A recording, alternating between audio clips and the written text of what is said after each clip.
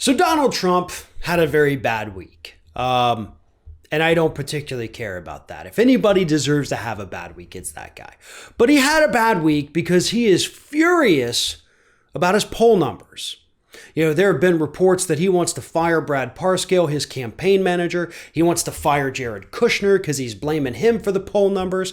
He threatened to sue CNN if they didn't retract the poll that he doesn't like for no, like, you can't just say, hey, I don't like this, you got to take it away.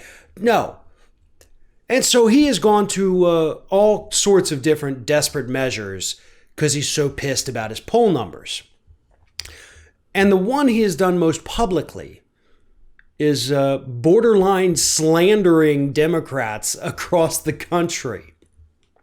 And as the week's gone on, as more people are aware of his poll numbers, his attacks on Democrats have just gotten more insane. I mean, that's really the only word you can use to describe it. Here's how Raw Story put it on Friday morning. They said, Trump has labeled Democrats domestic terrorists, anarchists, Antifa, agitators, and the radical left. And all that was just over the span of a few hours on Thursday. Like all of those different names. And again, some of those, that's 100% slander. So, hey, you can sue him for that and probably win it pretty easily. But that's what he's done. And he's done it because all he has left is fear. That is the only thing this man has. He doesn't have a good, solid economy to run on anymore. He let that go down the tubes. He doesn't have his look how good I am as a leader, because we've all seen how he is as a leader, especially in the last 2 months.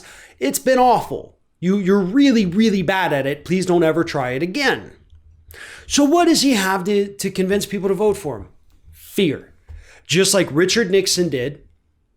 And that's what a lot of people have obviously drawn parallels to. With the big civil rights movement taking place there at the end of the 60s, there was a lot of civil unrest. And Richard Nixon came along and said, listen, I'm the guy of law and order.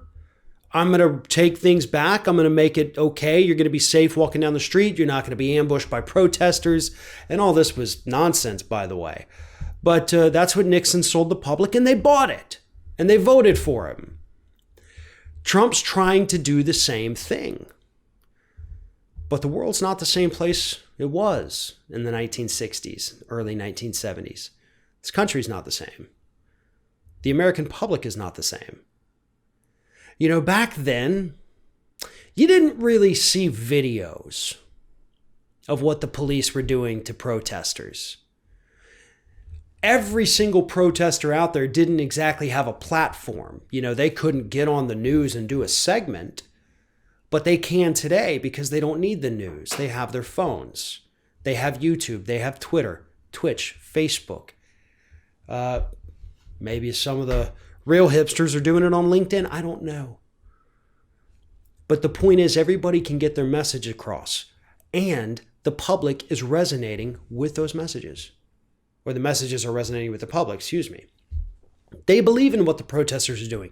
They may not always agree with the tactics, but support for the protesters is high. A majority of people support them. So Trump out there trying to say that Democrats, specifically Jay Inslee up in Washington State, he has attacked him, said, he has allowed Antifa to take over the state. It's just not true. And the public isn't buying it. And that is what is different today than in the late 60s, early 70s. The Nixon strategy, I do not think at all is going to work. The public is different. The demographics are different. Back then, all you had to do was scare the white people. And if you scared the white people, that was enough to win you the election. It's not anymore. We have different demographics. Different proportions of the population for different races now. And that's a good thing. And because of that, I don't think Trump's strategy is going to work. But if his poll numbers continue to tank, we're going to see his attacks like this get far more desperate.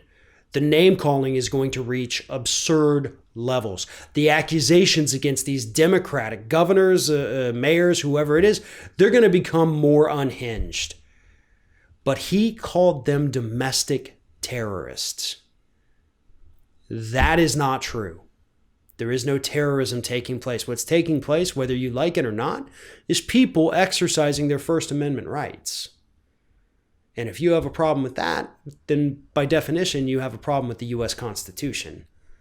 So just keep in mind that that is what you're fighting against when you think that these protesters need to just get out of the way or shut up, or when you say that you support the military coming in and forcibly removing them.